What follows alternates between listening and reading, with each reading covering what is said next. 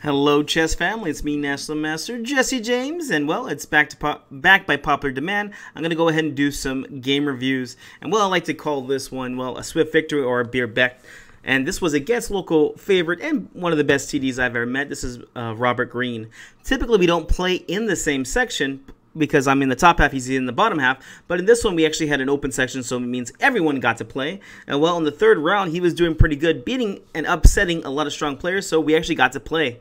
And with that being said, before the game, he was a little skeptical and, pessimistic about the game. I made a friendly wager or bet with him. I said, you know what, if the game ends in less than 10 moves, I'll go ahead and buy you a beer. Or, give you one at least. With that being said, this is the game that unfolded afterwards. Here I was playing with the white pieces, so I started off with e4, he went e5, and, trying to scare off my low-rate opponent and try to, intimidate him as much as possible. I went ahead and played pawn f4. Here we go. We got the King's Gambit. And just as Bobby Fischer said, the King's Gambit is busted. Although he did say this after losing a game against Boris Spassky.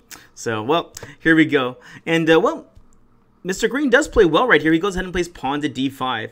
I will say that I think Bobby Fischer was right. The best way to defeat a gambit is by accepting it, especially in this King's Gambit. So e takes on f4 over here. Bobby Fischer said just take the pawn and then you win. And this is definitely true. I really believe that at least the main line, black is just doing too well in these games. With that being said, Mr. Green played another very good move, which is this pawn to d5 of the Falkbeer counter gambit. And, this is a very interesting way to play. So I went ahead and played e takes on d5, main move here, and e takes on f4. Now, I can't say I agree too much with this move right here, but, I do like my position now. I went ahead and played knight f3, and here we played bishop c5, the first inaccuracy of the game. All right, white to move. What do you play here?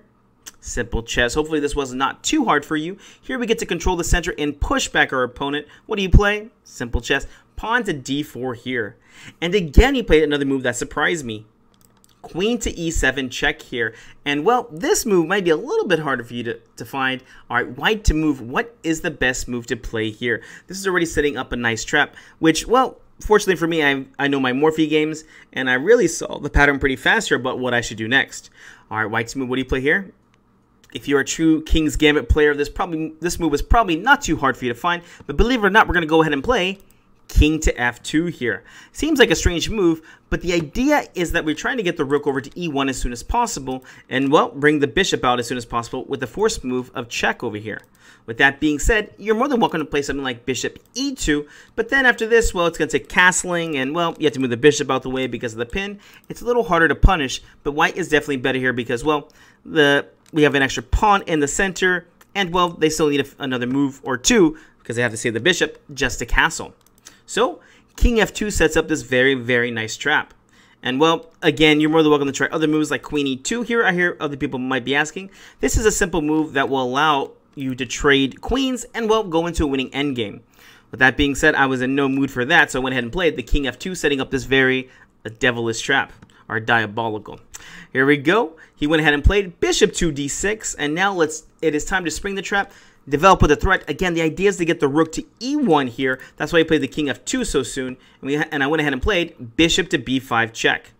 And here, I think at this point he realized the idea was to play rook over to e1 right here by attacking the queen and pinning and winning. I guess you could play bishop e6 in some variations, but either way you'll be losing a piece here.